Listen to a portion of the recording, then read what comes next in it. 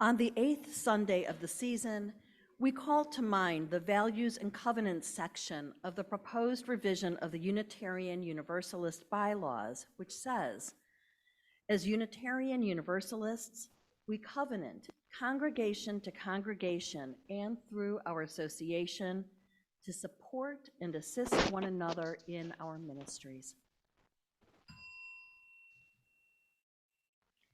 We draw from our heritages of freedom, reason, hope, and courage, building on the foundation of love.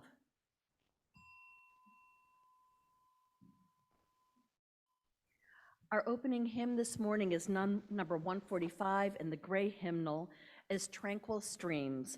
Please rise and body your spirit.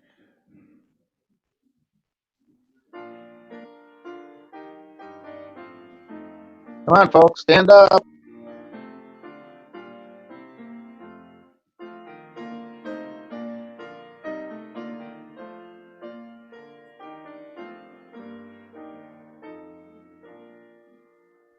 As tranquil streams that meet and mid and flow as one to seek the sea, our kindred hearts and minds unite to build a church shall be free, free from the bonds that bind the mind to narrow thought and lifeless creed, free from a social that fails to serve the cause of human need, a freedom that reveres the past and loves the dawning future more, and binds of soul in search of truth, adventure boldly and explore.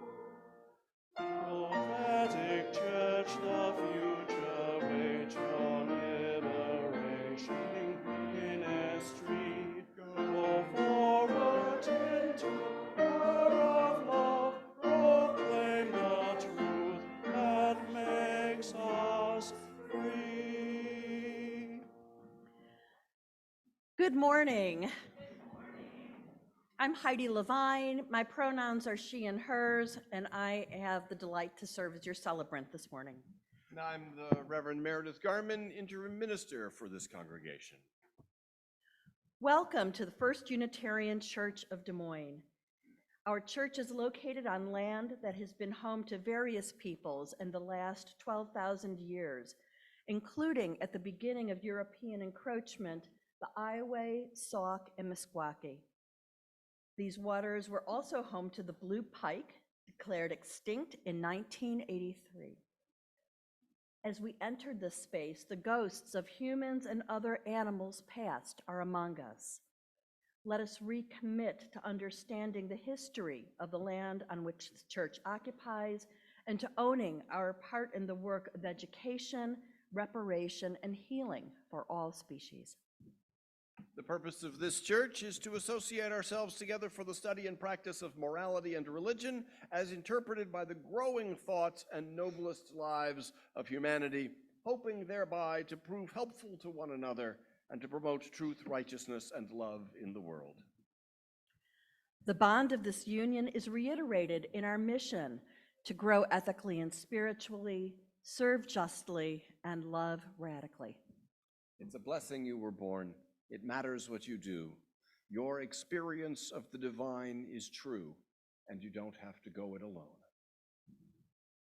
Today is the 8th Sunday of autumn. The moon is waning crescent and will be new tomorrow night. Diwali, the Hindu festival of lights, begins today. In India, Diwali is the biggest celebration of the year. It's a 5-day festival celebrating the victory of light over darkness, good over evil, and knowledge over ignorance. May it be so. A special welcome to our visitors. If you are here with children, feel free to keep them with you or take advantage of the We Worship space in the rear of the auditorium where you and your child may play with toys and books. Newcomers are invited to a UU Curiosity Conversation on the first Sunday of every month. The next one will be December 3rd, immediately after the service in the back of this auditorium sanctuary. Please silence your cell phones during the service, and if you are with us on Zoom, keep your mics muted throughout. Interdependence is our theme for the month of November. The November issue of Connecting is now out, exploring what interdependence may mean in our lives. Pick up your copy just outside or find it on the website. Our connection circles are small groups that gather to explore themes and build relationships. It's a key way that we live out our mission to grow ethically and spiritually. If you're not in one, we urge you to sign up and become part of a group. There's a QR code on your order of service. We begin with the lighting of our chalice. Please join me in our unison chalice lighting words from Deborah Falk. The chalice lit among us is a beacon of hope in a world in crisis, a beacon of possibility made manifest in community, a beacon of warmth in our interdependence, a beacon of light illuminating our shared wisdom, a beacon of connection. Our spoken invocation is a poem from Francis Cozier, When Covenant Breaks. When covenant breaks, hope flickers and doubt seeps in like floodwaters through the cracks in the basement. While the many return to the comforts of their congregation, we are left staring at the door that was slammed in our face, wondering if we should walk back in and why. Covenant is a promise that we will work together on a team we didn't choose, doing group work we like the idea of far more than the thing itself. It is the radical answer to a radical goal, at least on paper, for our faith does not give us answers for what to do when covenant breaks. But then, standing in that cold, with that door slammed in front of you, something shifts. Covenant is a promise between the people of this faith, but it is also a promise between ourselves and our faith. And sometimes nothing takes more faith than staying. Choosing to speak of your broken heart to those who are brave enough to face change, to stay in dialogue and have those hard conversations you never wanted to have, and choosing to be angry rather than to walk away. All of these are holding true to your promises. This ship is not sinking. It is only rocked by the violent waves of oppression, and everyone has contributed to the oppression of someone, if not everyone.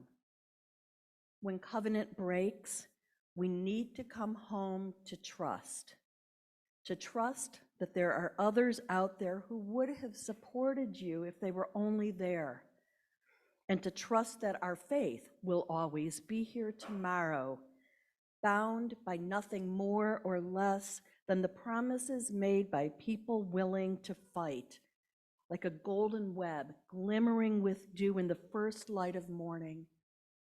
Because when covenant breaks, it is a tear merely in a web still holding strong. And as long as we believe in ourselves and in the greatness that we could become together, then we can always come back tomorrow, roll up our sleeves, and start weaving again.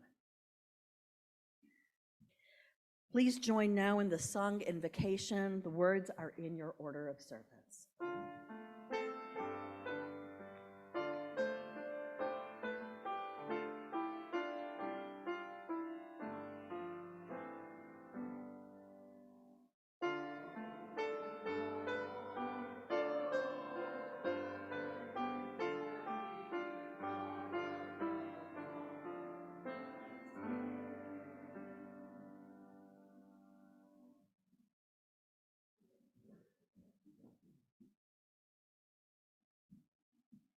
Good morning.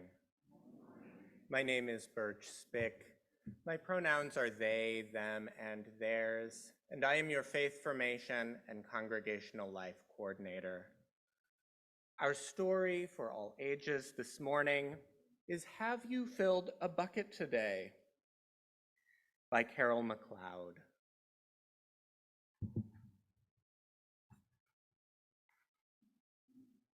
All day long, everyone in the whole wide world walks around carrying an invisible bucket. You can't see it, but it's there. You have a bucket. Each member of your family has a bucket. Your grandparents, friends, and neighbors all have a bucket. Everyone carries an invisible bucket. Your bucket has one purpose only. Its purpose is to hold your good thoughts and good feelings about yourself. You feel very happy and good when your bucket is full, and you feel very sad and lonely when your bucket is empty. Other people feel the same way too. They're happy when their buckets are full and sad when they are empty. It's great to have a full bucket, and this is how it works. You need other people to fill your bucket, and other people need you to fill theirs. You can fill your own bucket too. So, how do you fill a bucket? You fill it when you show love to someone, when you say or do something kind, or even when you give someone a smile. That is being a bucket filler. A bucket is a loving, caring person who says or does nice things that make others feel special. When you make someone feel special, you are filling their bucket. But you can also dip into a bucket and take out some good feelings. You dip into a bucket and take out some good feelings. When you dip into a bucket by making fun of someone, or when you say or do mean things, or even when you ignore someone, that is being a bucket dipper. A bully is a bucket dipper. A bucket dipper says or does mean things that make others feel bad. Many people who dip have an empty bucket themselves. They think they can fill their own bucket by dipping into someone else's, but that never really works. You never fill your own bucket when you dip into somebody else's. But guess what? When you fill someone's bucket, you fill your own bucket too. You feel good when you help others feel good. All day long, we are either filling up or dipping into each other's buckets by what we say and what we do. Try to fill a bucket and see what happens. You love your mom and dad. Why not tell them? You can even tell them why. Your caring words will fill their buckets right up. Watch for smiles to light up their faces. You will feel like smiling too. A smile is a good clue that you have filled a bucket. If you practice, you will become a good bucket filler. Just remember that everyone carries an invisible bucket, and think of what you can do or say to fill it. You could smile and say hi to the bus driver. He has a bucket too. You could invite the new kid at school to play with you. You could write a thank you note to your teacher. You could tell your grandpa that you like to spend time with him. There are so many ways to fill a bucket. Bucket filling makes everyone feel good. So why not decide to be a bucket filler today and every day? Just start each day by saying to yourself, I am going to do something to fill someone's bucket today. And at the end of each day, ask yourself, did I fill a bucket today? Yes, I did. That is the life of a bucket filler, and that is you. We'll sing the children, kindergarten through fourth grade, out to their class this morning with the hymn pasted in the back of your hymnal.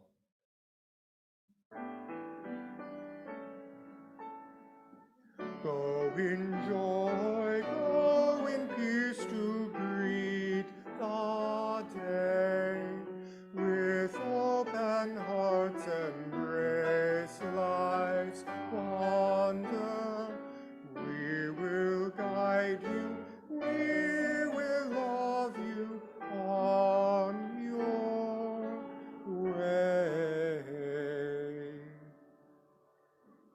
Kara Andreski is here with us for a spotlight this morning. Good morning. My name is Kara Andreski and my pronouns are she, her, hers. I am the president of Unity Circle Alliance, and we would love to invite all of you to attend our monthly potluck and speaker this Thursday, November 16th at noon. This month's speaker is Phil Roeder. He is Director of Communication and Public Affairs at Des Moines Public Schools. He will be speaking about the changes in the school system, the new superintendent, and future expectations. So please bring a dish to share, your own table service, and a cup for your beverage. And we are looking forward to seeing all of you there. Thank you so much.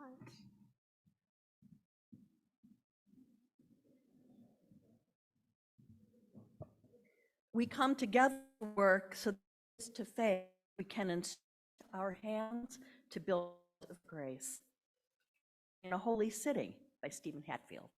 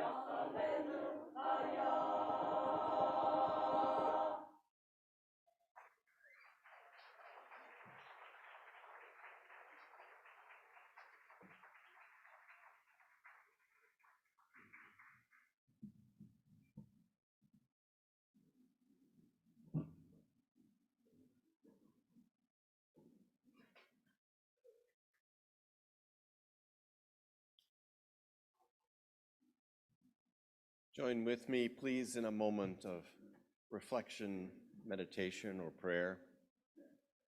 Dear source of healing and wholeness, we call by many names. We take this moment to give voice to what is in our hearts, that doing so may keep us oriented in the way that we want to go. We see so much in our world that's broken and longing to be made whole again. And we long for deep and lasting peace between and among us. We long to see more clearly the belovedness of our fellow beings throughout the world, in Israel and in Palestine, here in the United States, where hate crimes targeting both Jews and Muslims are increasing, in Myanmar, where fighting has broken out, in Sudan, racked by ethnic killings, in Ukraine, where violence continues as winter cold begins, on the United States border, as a growing migrant caravan comes from Central America, South America, and Mexico. We long to see more clearly the belovedness of all our fellow beings. We long for a deep change in how we tend and treat the earth. Our hearts go out to places suffering due to extreme weather events, flooding in Kenya due to El Nino, recovery from Hurricane Otis in Mexico. Our hearts go out to those grieving and healing after earthquakes in Nepal. Each of us is woven into the tapestry of our world. May we see more clearly where we are called to offer our unique gifts. For everywhere there are people creatively and courageously building hope. There's a Japanese company working to make a battery from cotton and seawater. A courageous couple from the UK delivers aid to the front lines in Ukraine. And there's Ahmed and Yuval, a Palestinian and an Israeli, two 29-year-old writers who began Across the Wall in 2019, forming a friendship across countries and conflict through a shared love of written words and of peace. May these examples inspire our discernment of how to offer our courage and creativity. May we ever be a people who delight in what is good, confront what is cruel, and heal what is broken. We hold also in our hearts the members of our own congregation. Anne?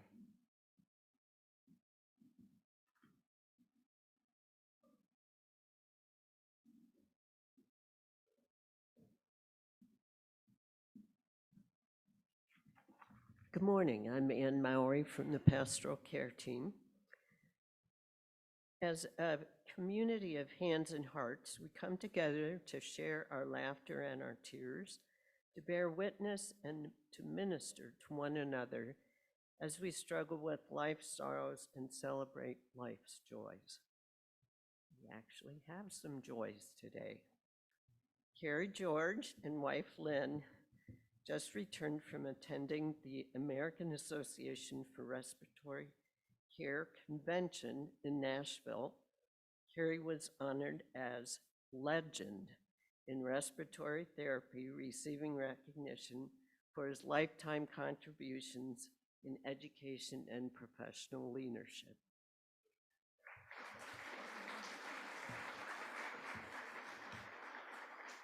And a second joy is that Mike Andreski won his seat on the school board in West Des Moines this week.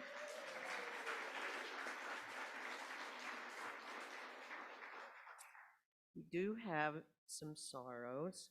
Sue Replinger is recovering at home after a fall and chipping her hip bone. She has family with her at least into this coming week who are helping. Sue has really enjoyed hearing from church friends. Jean Evans was hospitalized this week, and cards may be sent to her daughter, and I have the address, and I'll be in the entryway after the service. I'll also be able to get addresses for others if needed. And finally, Sam Beck, our young hockey player, son of Ryan and Tracy Beck, sustained a broken collarbone while playing hockey this week. Cards of healing are welcome at his address, and I have a card for him for people to sign out there. Let us share together now the names of anyone we know who could use some special care and attention. You may call the name out loud or type it into the chat. As we share these names, may the love of this community hold them up.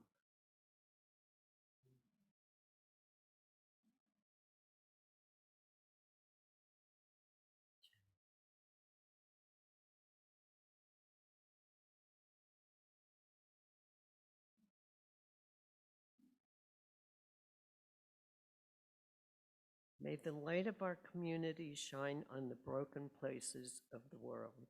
May we never look away from when we are needed. May the grieving be comforted, the weary find rest, and broken places healed, and joy and laughter be abundant. We light 3 candles.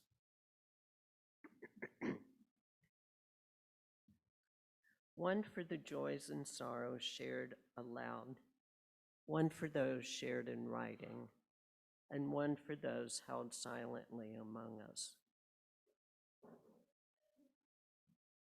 All of these we hold in our hearts for a moment of silence.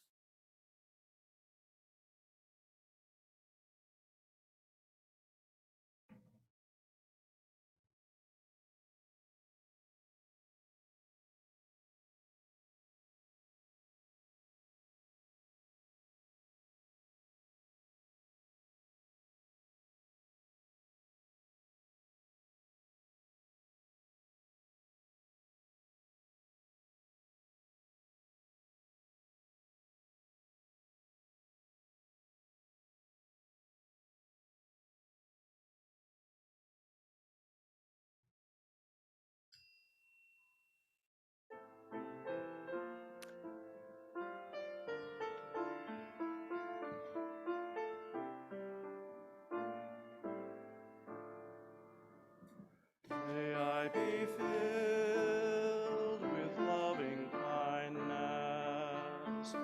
May I be well. May I be filled with loving kindness. May I be well. May I be peaceful and at ease. May I be whole. May we be filled with loving kindness. May you be well. May you be filled with loving kindness. May you be well. May you be peaceful and at ease. May you be whole. May we be filled with loving kindness. May we be well. May we be filled with loving kindness. May we be well. May we be peaceful and at ease. May we be whole.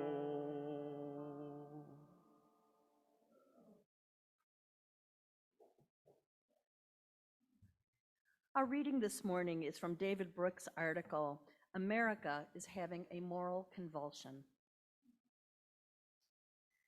Social trust is a measure of the moral quality of a society, of whether the people and institutions in it are trustworthy, whether they keep their promises and work for the common good.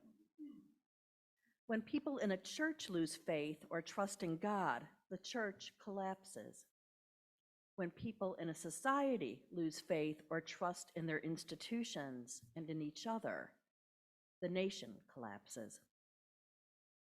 Social trust is the confidence that other people will do what they ought to do most of the time. In a restaurant, I trust you not to serve untainted fish, and you trust me not to skip out on the bill. Social trust is a generalized faith in the people of your community. It consists of smaller faiths. It begins with the assumption that we are interdependent, our destinies linked. It continues with the assumption that we share the same moral values. Evidence suggests that trust is an imprint left by experience, not a distorted perception. Trust is the ratio between the number of people who betray you and the number of people who remain faithful to you. It's not clear that there is more betrayal in America than there used to be, but there certainly are fewer faithful supports around people than there used to be. Hundreds of books and studies on declining social capital and collapsing family structure demonstrate this. In the age of disappointment, people are less likely to be surrounded by faithful networks of people they can trust. We come now to our offering. Contributions to our Faith in Action partners by members and friends may be made by scanning the QR code on the back of your order of service. This year's partners are Free Store, which provide household items to families recovering from domestic violence and other trauma, and the Iowa Trans Mutual Aid Fund, which financially supports trans, non-binary, and gender-diverse Iowans as they access gender-affirming care. We strive to accountably dismantle in ourselves and our institutions racism and other oppressions. This is the work of building a diverse, multicultural, beloved community. This is our journey toward spiritual wholeness. We cannot do this by ourselves. At the same time, no one else can do it for us. It requires individual responsibility and collective action, and it requires our individual and collective time, talent, and treasure. Let there then be an offering to support this work, to empower our resolve, to embody our love, to shine the beacon of justice.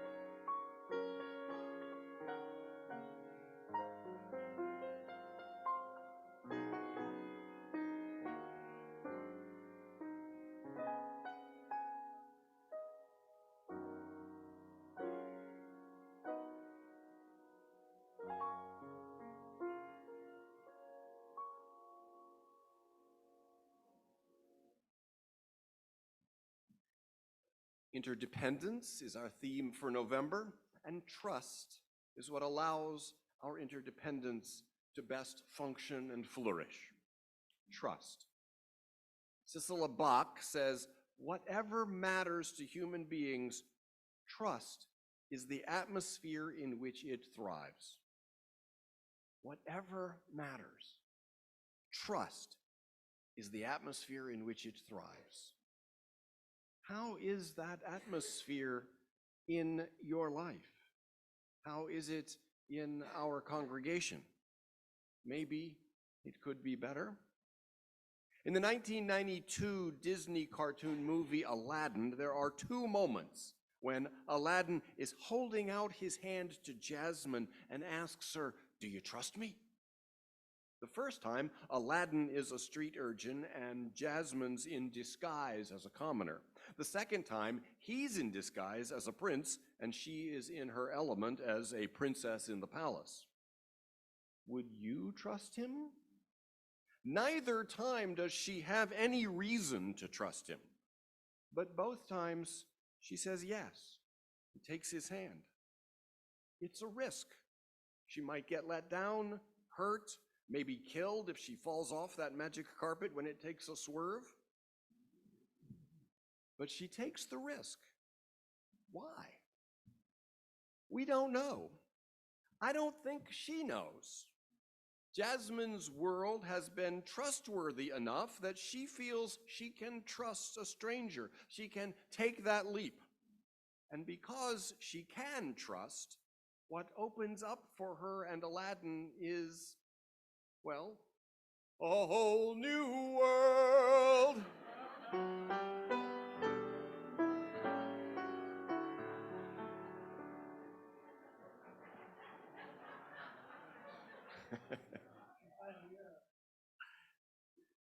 Jasmine's world is opened up, but it's important to note that Jasmine's trust is not a virtue she has.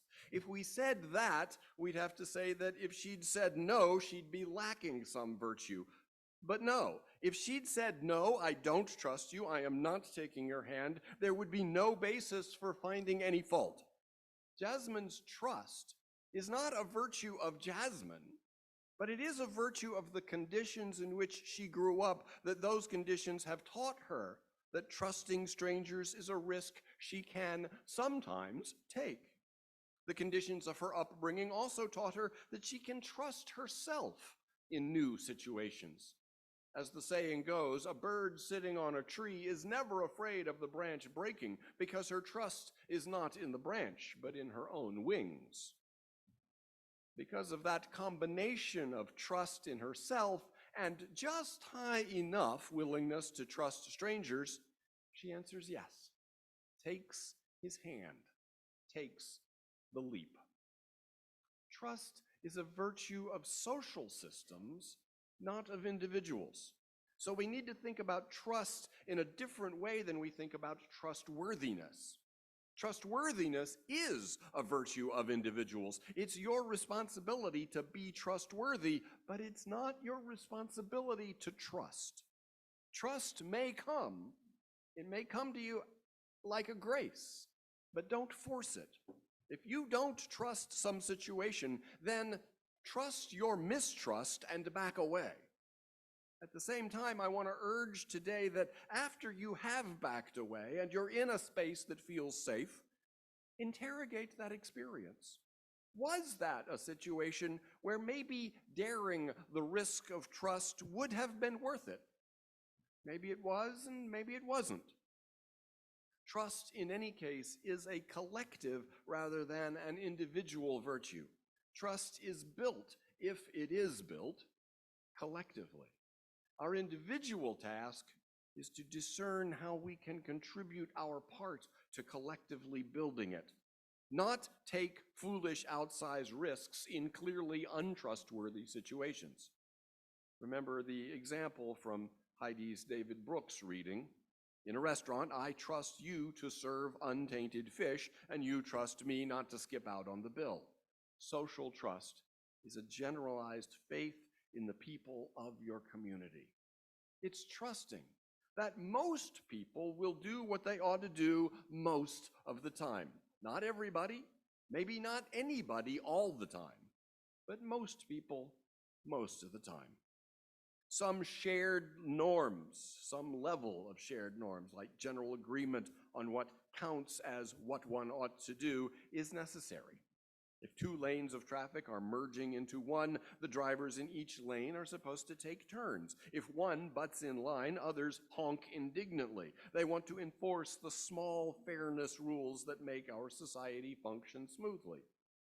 Francis Fukuyama's 1995 book, Trust, coined the phrase spontaneous sociability. He said that where social trust is high, spontaneous sociability increases. We can spend less time and energy checking each other out, looking for signs of untrustworthiness, less time and energy guarding and protecting ourselves from being swindled, and can much more efficiently move into cooperating and helping each other out. Spontaneous sociability means that people are able to organize more quickly, initiate action, and sacrifice for the common good.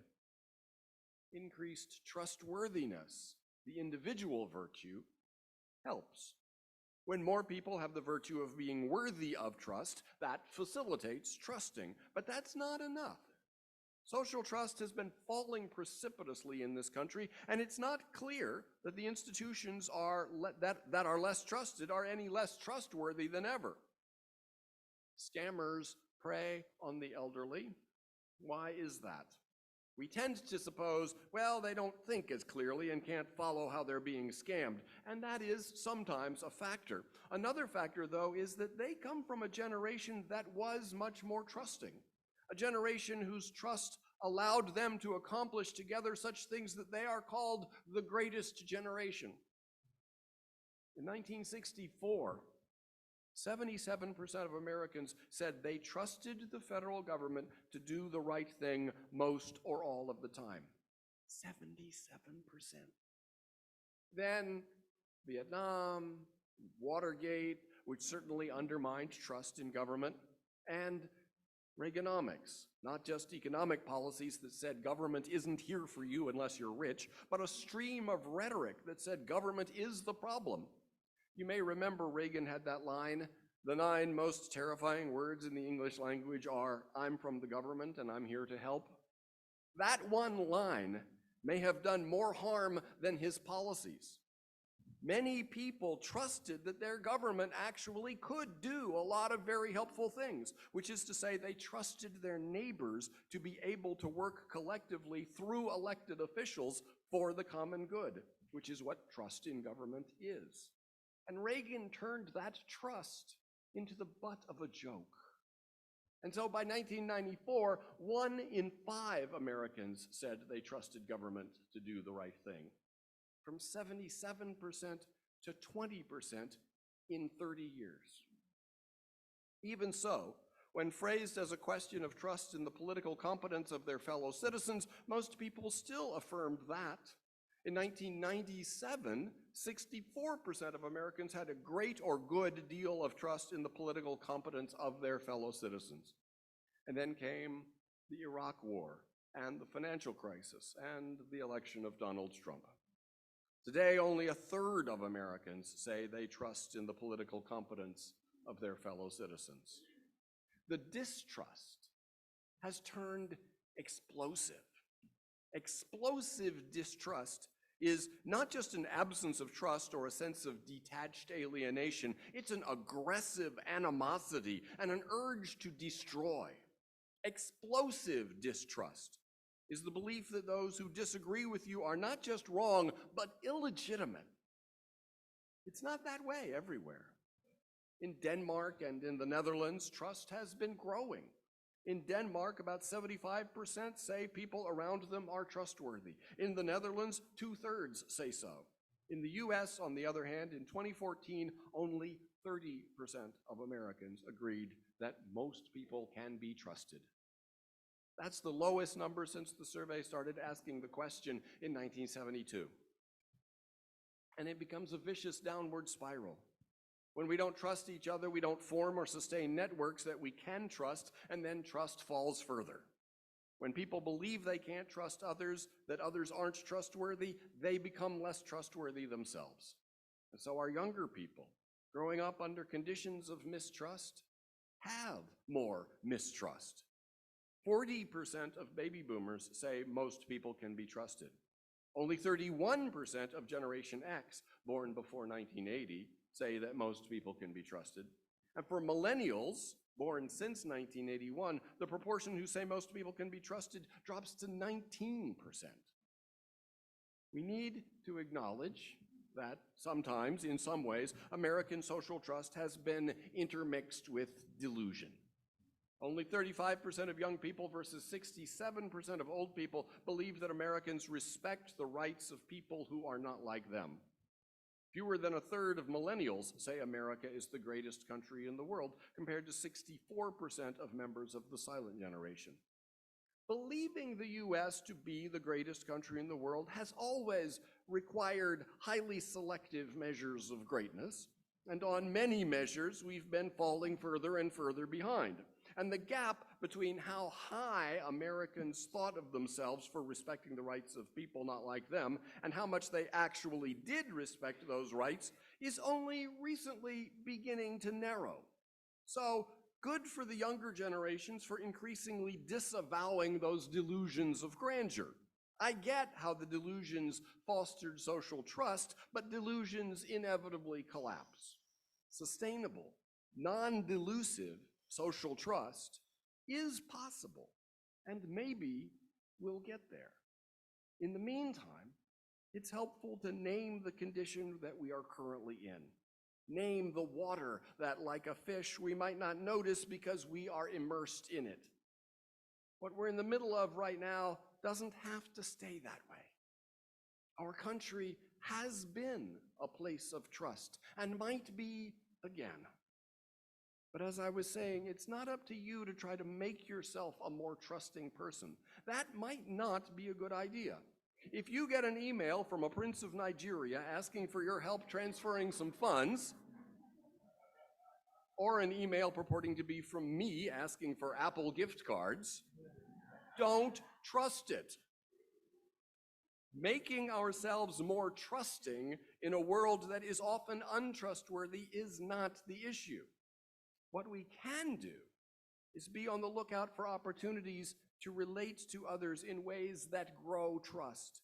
And to do that, we have to know how that happens. What is it that grows trust between two people? What grows trust among members of a group or within a congregation? To that question, I will turn after our interlude.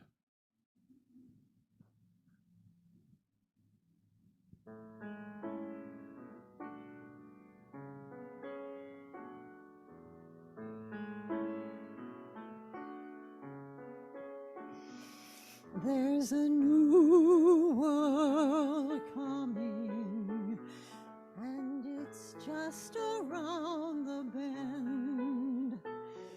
There's a new world coming, this one's coming to an end.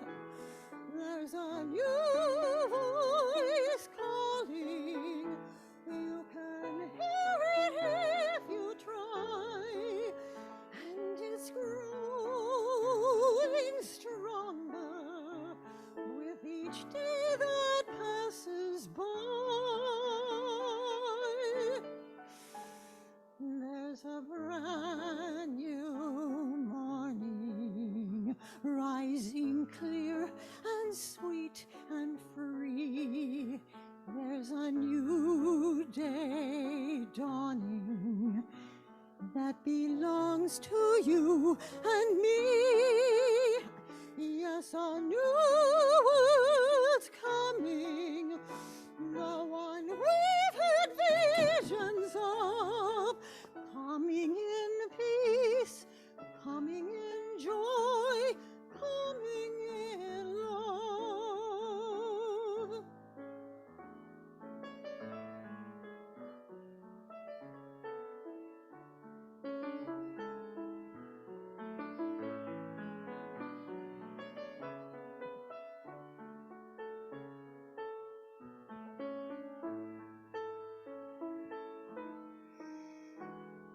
a new world coming, the one we've had visions of, coming in peace, coming in joy, coming in love,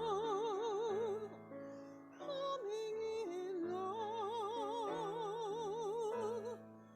coming in love.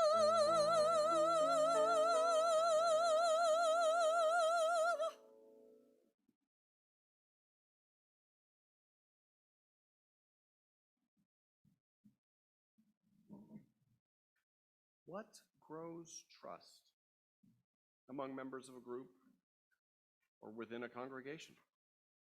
I turn here to Brene Brown, who wonderfully combines a scientist's respect and quest for data with a heart-centered gift for understanding it. She says trust is built in very small moments.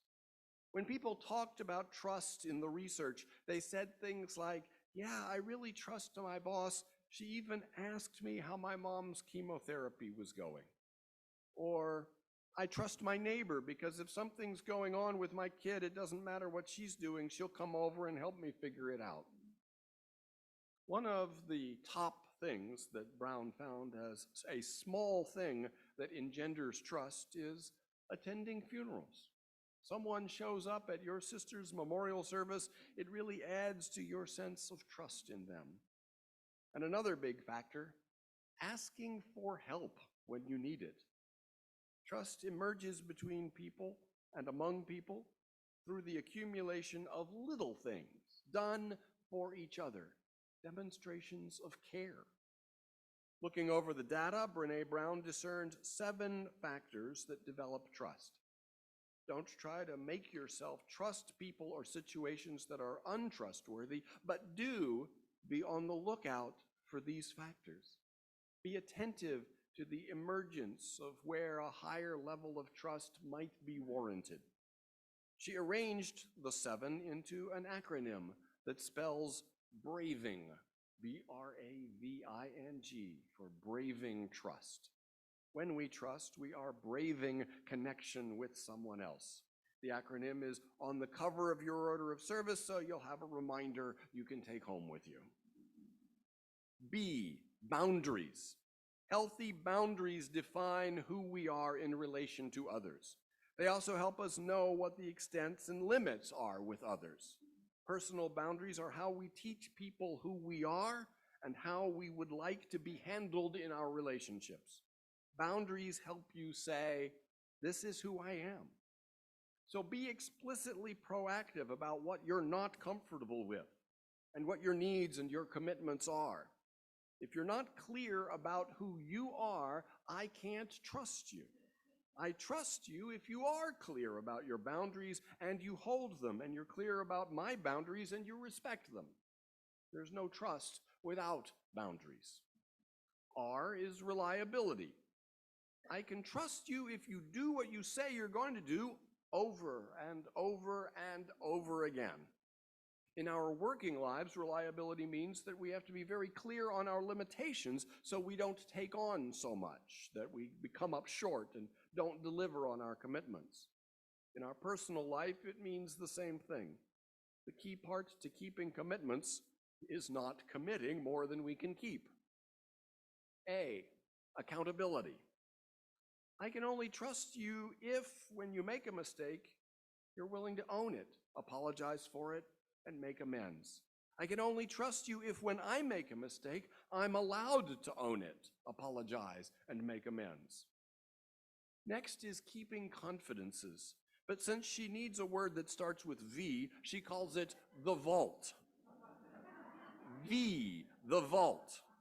What I share with you, you will hold in confidence. You will store it away in that locked vault. If it goes in the vault, then it's sealed from public view. And it's not just whether you hold my confidences. If you gossip with me about someone else, if you share with me a story that isn't yours to tell, then my trust in you is diminished. The vault means you respect my story, and a key way that I come to believe you will respect my story is that I see you respecting other people's stories. I is integrity. I cannot trust you and be in a trusting relationship with you if you don't act from a place of integrity and encourage me to do the same. Integrity has three pieces: choosing courage over comfort, choosing what's right over what's fun, fast, or easy, and practicing your values, not just professing your values. N, non-judgment. I can fall apart, ask for help, and be in struggle without being judged by you. And you can fall apart and be in struggle and ask for help without being judged by me. Under some conditions, helping people can actually lower trust. That can happen if we feel that the help is coming from someone who's judging us for not being able to work it out ourselves, judging us for needing their help.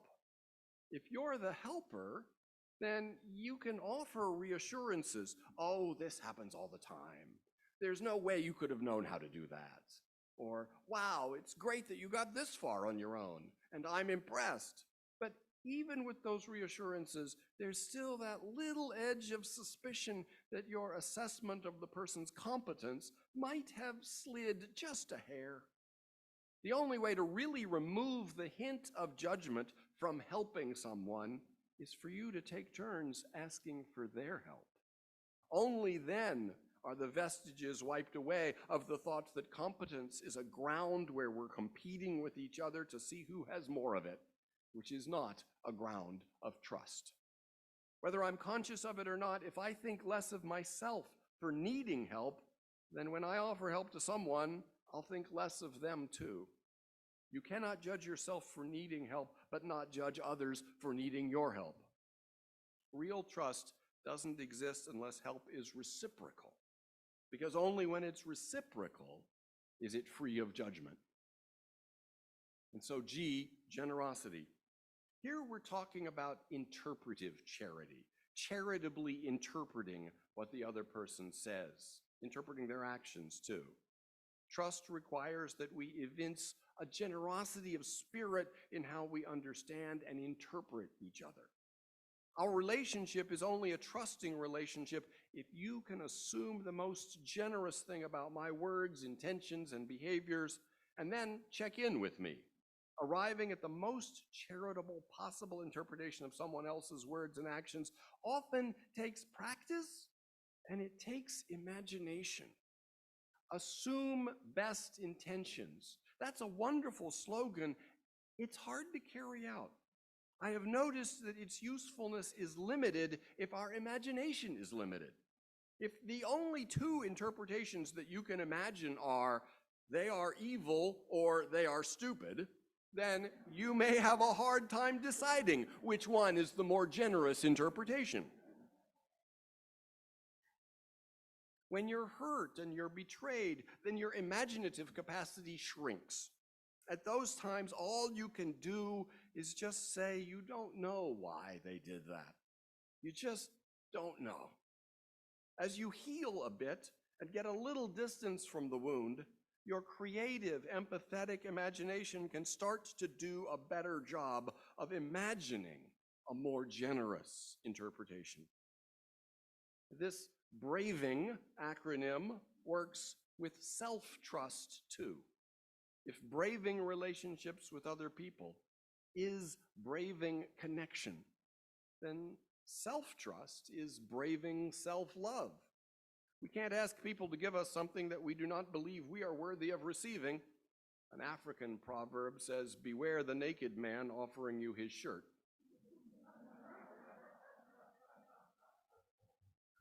And you will know that you're worthy of receiving trust when you trust yourself above everyone else. These are Brené Brown's tools for interpersonal trust. To do our parts in rebuilding social trust, we take those tools and join organizations using those tools of trust building in the development of clubs, associations, and congregations. That you are a member of a congregation in these times when increasing numbers of people aren't, already puts you at the forefront of the builders and nurturers of social trust. As David Brooks writes, whether we emerge from this transition stronger depends on our ability from the bottom up and from the top down to build organizations targeted at our many problems. If history is any guide, this will be the work not of months, but of 1 or 2 decades. Amen.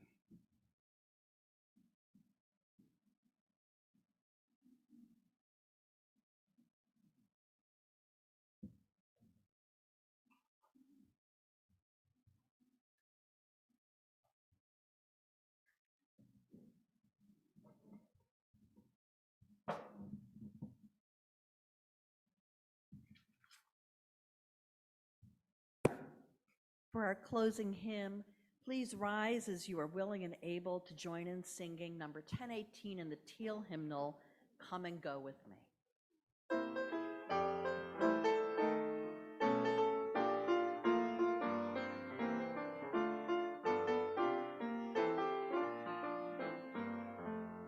Come and go with me to that land. Come and go with me to that land. Come and go with me to that land where I'm bound. Come and go with me to that land. Come and go with me to that land. Come and go with me to that land where I'm bound. There'll be freedom in that land. There'll be freedom in that land. There'll be freedom in that land where I'm bound.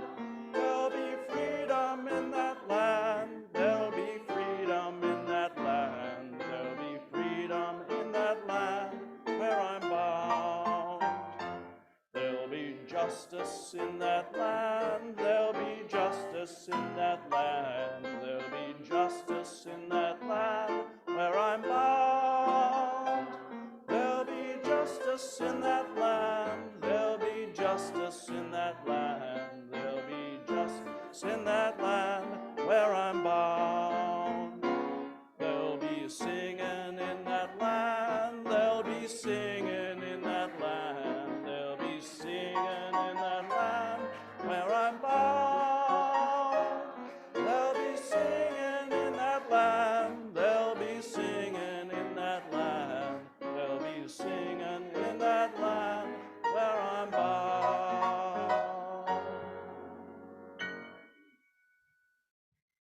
Please say with me our unison chalice extinguishing words from Teilhard de Chardin. We are one after all. Together we suffer, together exist, and forever will recreate one another. There will be trusting in that land. Come and go with me, and go in peace.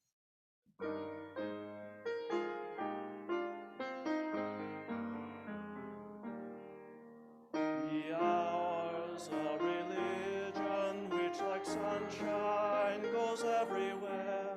Its temple all space, its shrine the good heart, its creed